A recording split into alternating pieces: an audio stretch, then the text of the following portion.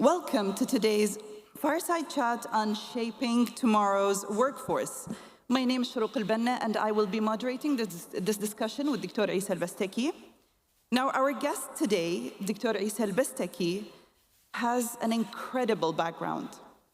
He is someone who has a profound understanding of education, of technology, and workforce development in the region.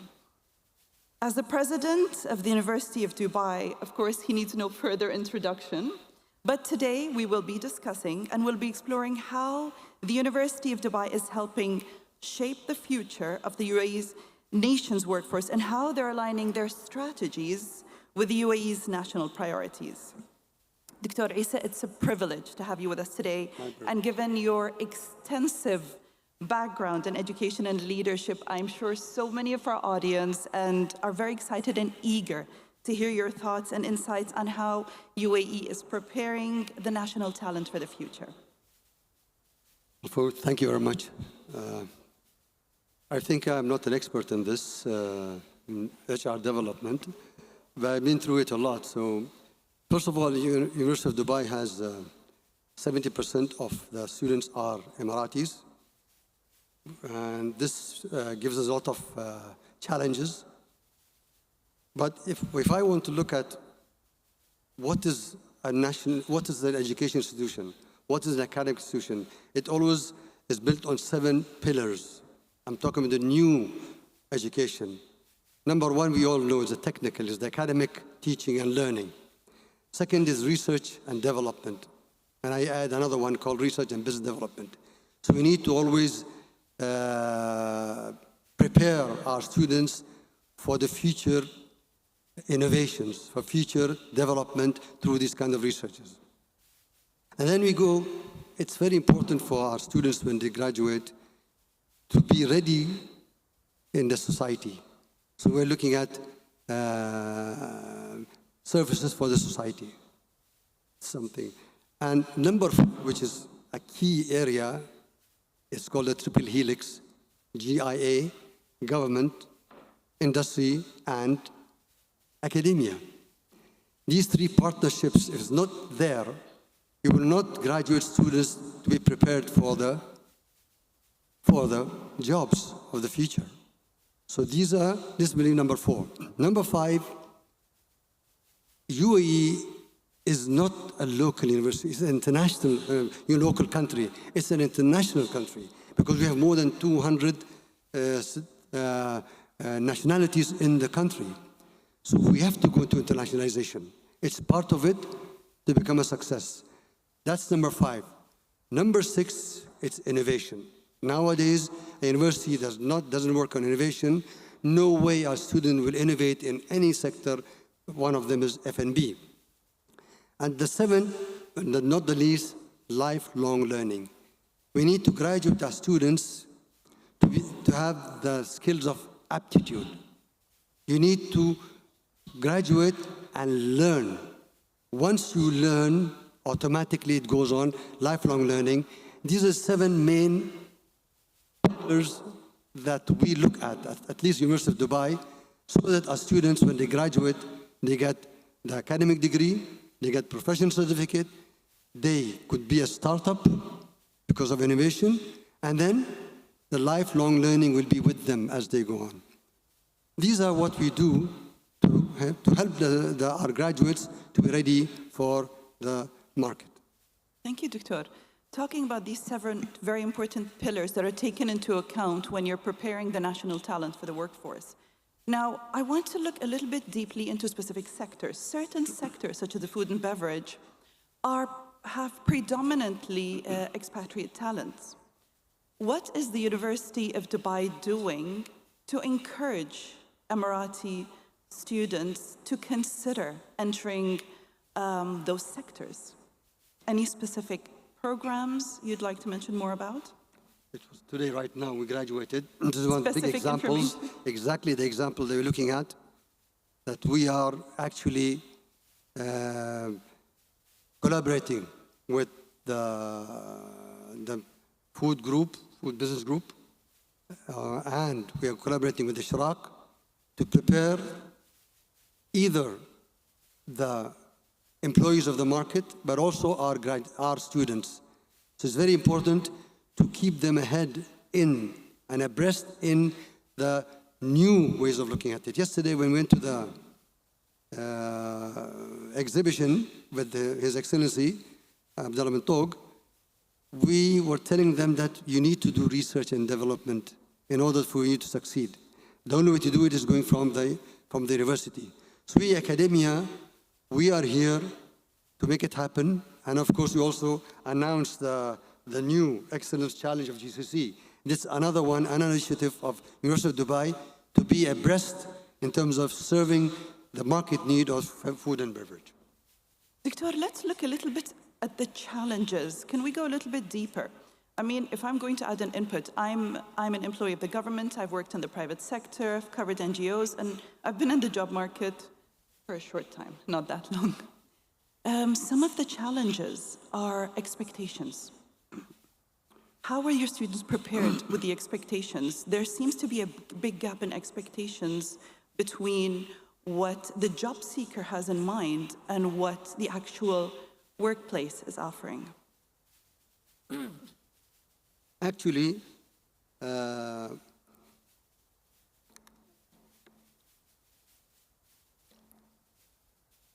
if I look at the challenge is always there. No matter how much you try to tackle those challenges and solve the problems, new challenges come always. Every once in a while, something comes that we challenges. Right now, the main challenges of some universities, not all, that they look at it as a graduate, academic graduate of the university.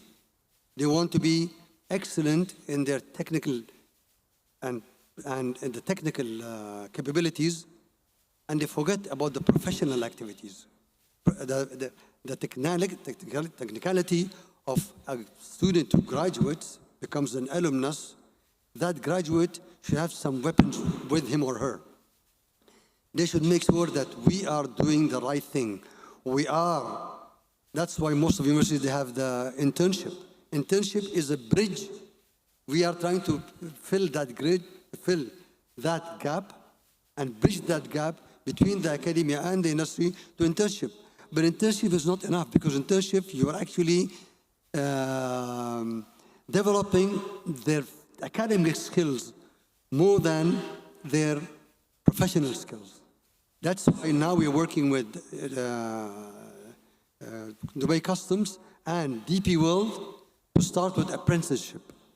Apprenticeship is more than just an internship. It gives you the skills of the future of the job required. Even you work in an organization, you get all the experience required for them to employ you. So it's a bridge for your employment to that place. Once we do that, I think we will become better universities serving the market more than serving our needs. Our needs for them to graduate, get the degree, and that's enough. Nowadays, you have to prepare them for the job. You have to prepare them for the job, definitely. So, Doctor, when it comes to the curriculum that the students are taking into consideration, how can we make sure that the curriculums in the universities remain relevant for future work trends? Well, in the University of Dubai, and we have one alumnus here, Ahmed Khalif al-Flasi. He is an alumnus of the University of Dubai, and he's in the board of alumni board, University of Dubai Alumni Board. So this Alumni Association of University of Dubai, actually, they are our experts in the field. And they propose always, we have meetings a lot with them, and they see what's happening in the real world, and they come back to us and propose the changes that are happening. They look at our curricula, they look at many things, and they even propose. One of the good things about the Commission for Academic Accreditation in the Ministry of Education, they give the authority for the universities to change 25% of the course without going back to them. And that's what happens. Once we get this kind of feedback from our alumni, we insert it in our curriculum. Secondly, every college has a board advisory board. And these advisory boards are all in industry, some even high-level positions in College of Business, Dubai Business School, in College of Law, and in College of Engineering IT. We have those advisory boards. They actually help us a lot to adapt our curricula as per the needs of the market, as per the changes happening in the world. So these are the main things you need to do, because they are the experts in the field. We are far away from it. So they are the ones who are actually bridging the gap between us and They're bridging the gap, definitely. And all of these efforts definitely are going to foster a very sustainable and inclusive workforce. Doctor, for the students who may struggle in the transition from going from academia into the workforce, what sort of advice would you give them? And what sort of support does the university do within the program? It's a very big, difficult question, actually. If you look at it carefully, it's not easy to prepare somebody to the market before you do your own homework. Just take my phone. And that's the reason what we do is the following. For me, I look at a successful person to be employed in an organization. There are many elements, of course. But one of the two elements that we need to instill in every graduate is you need to make sure you can deal with people correctly. Deal with them, which is called attitude. You build in them from the beginning when they come. We have many courses that at the first year, university requirements, that they deal with the communications, there's entrepreneurship, there's critical thinking. But we need to build the attitude of how you deal with people in an organization and with your customers. Secondly, you have to make sure to build the capabilities that they can actually adapt themselves to the changes. And this is what's known as aptitude. Aptitude is a lifelong learning characteristic of a person. Once we take care of the attitude and we take care of the aptitude, well, of course, I heard it from Hamid Kazim, the famous, he talked about it a lot, and I agree with him completely. These are two main elements we need to work besides the technical. Technical is there, we are doing it, but you need to prepare them. How do you prepare them? Every course should have a project. They need to work as a team. That working as a team creates that kind of attitude. And then discussion with them creates that aptitude for them to learn. So then they come and present. That's the communication skills they need. So these three elements, when it's done in a course, and every course is done, you will find that the student will be very confident of dealing with any challenge that come, will be adaptable. You need somebody to be adaptable, not just stay in one place and be like an ancient unit or person that doesn't know how to deal with the future. If you look at these elements, and we have to do it, so please make sure you as a graduate, if you want to graduate, make sure that you deal with lifelong learning. You need to learn and keep learning and keep learning and keep learning. And believe me, the attitude is the strength and the power for the success. You need to have the right attitude to make it happen. Once you do these two, I think you're in good hands wherever you go. Absolutely, Doctor. Continuous learning is a key point that will keep you moving forward, considering the current day and age, how everything is advancing at such a fast pace. Continuous learning definitely will help them navigate that. Victor, we have a lot of graduates here, but we also have people from the private sector. Now, let's assume that in the audience, all we have are HR departments from the private sector. And I know that one of the challenges that Emiratis have are corporate culture. So let's assume we're addressing the HR departments of the private sector. What advice would you give them so that there is more work readiness I'm not going to run away. for the national talent that you are preparing? That's good.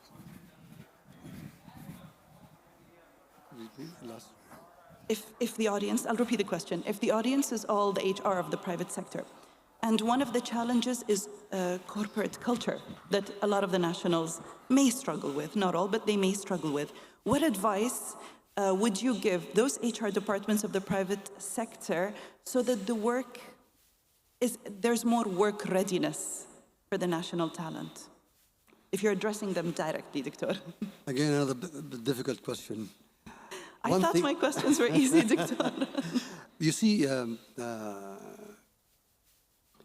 when I look at it, the government is doing something for that.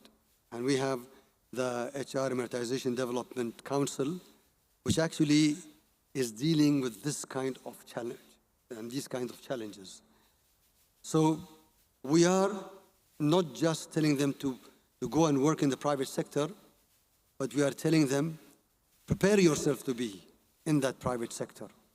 And there are programs coming, as one of them is this program we did with the food and beverage, is to get them ready for the job. So you as HRs of the private sector, you need to also to help us to tell us exactly what are your requirements, even though we know, but the council would love to know what kinds of requirements you require, you want to have it in your organization so we can develop it with University of Dubai and with the council.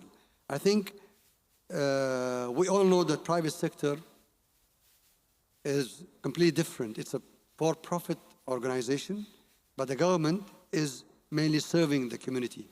So for you to be profitable, you need to prepare those employees that are graduates in thinking of not only becoming, his attitude is excellent, aptitude is excellent, but also you need to look at economically. Anything that economically is not feasible, it doesn't happen. Even in engineering, when we do design, one of the elements is cost effectiveness. And this means that, what does it mean? It means that we need to make sure it's economically feasible. Like University of Dubai, we have an energy, net zero energy campus. All our energy is through the solar farm. But we calculated after 5 years, we will have an ROI. So after 5 years, it'll be economically feasible, zero cost. So anything that doesn't influence or affect the economy of the country, we shouldn't do it, because everything is, even education, a part should be that what is it we need to do for this graduate to be a part of that economic development of the country. Once we do that, we are successful. So you, HRs of private sector, you have to look at the other side of it also. We need to develop the whole economy of the country, and you have to be the part of it, not just your profits, but also the economy of the country. Definitely. To the private sector, Dr. openly recommended what is one way forward that can be done. Considering Dr. gave you quite a few difficult questions, maybe we can open the floor for some questions from the audience. One or two, we definitely have time for that. If anyone has a question, feel free to raise your hands. I gave them everything, so they know it now. Shall we pick on someone or no? You know, Dr. definitely there's probably not questions because you did cover most of the aspects that we'd like to discuss. One? Oh, wonderful. One question. So now I'm in trouble now. I have to leave. One question, definitely one question. Assalamu alaikum. Alaikum salam. I'm an HR assistant in a private sector, and I've been helping with the talent acquisition of Emiratis. I found some challenges that is common with the... Can you just... I don't think it's audible. Can you hear me? Yes. Yes. One of the common problems that I see with the locals when they come, that they lack professionalism. So they seem to know everything and they match every criteria in the job description. However, they're not professionally mature. What can we do for them, you know, to develop that? I'm not an HR expert, by the way. I'm an engineer. So, but I'll tell you, if somebody, this is the attitude I'm talking about. So we need to change that attitude. The attitude that I know everything is the worst thing it ever happens. I'm a professor in University of Dubai. I've been teaching for so many years in UAE University. But every day I'm learning a new thing. As long as you think that you're a student for life, then you don't worry about it. So you need to learn always, but your attitude is important. Don't feel you're better than others. No matter how much you know, always somebody else that knows more than you. So I think you have to change the attitude. Attitude comes from training, developing, and sitting with the person to really understand what is it for him, if he changes him or her, if he or she changes the attitude to become better, more successful person. So I go for attitude. Main thing. Thank you so much. Any more questions? All right, I think since there's no more questions, Dictor, Muhammad Aboud has something. there is somebody's Muhammad eyeing. Aboud, you have a question? All right. Assalamu alaikum. Good morning, Dr. Eesa. Good morning, all. Maybe my question will be related to the new initiative that UAE Food and Beverage Business Group, in partnership with University of Dubai, launched today to not only support the talent in UAE, but also all over the GCC region. There is a plan for University of Dubai in cooperation with different organizations in UAE to support not only UAE, but also GCC and all MENA region.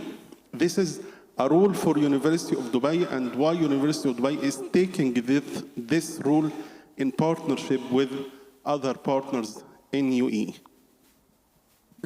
You answered the question you asked. I think it's an excellent initiative, and I think this is the beginning of a long drive of successes for the food and beverage sector. Thank you. Awesome. Victor, I would like to ask you one last question.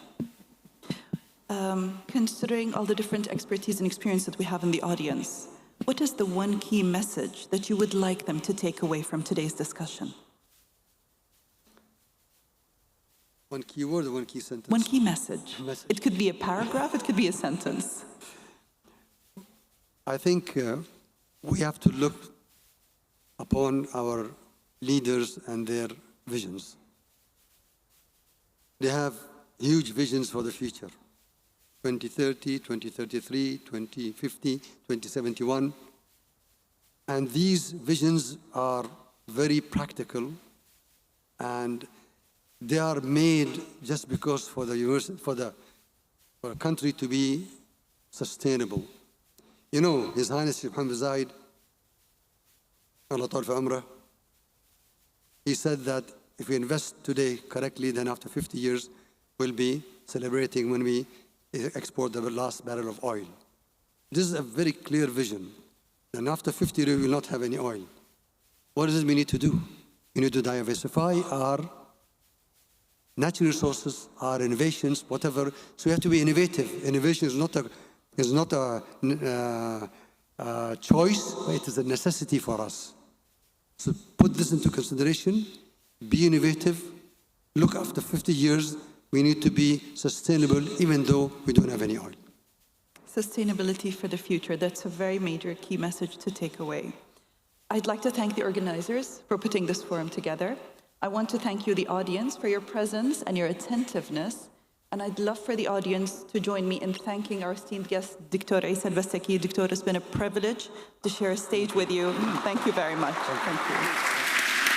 Thank you.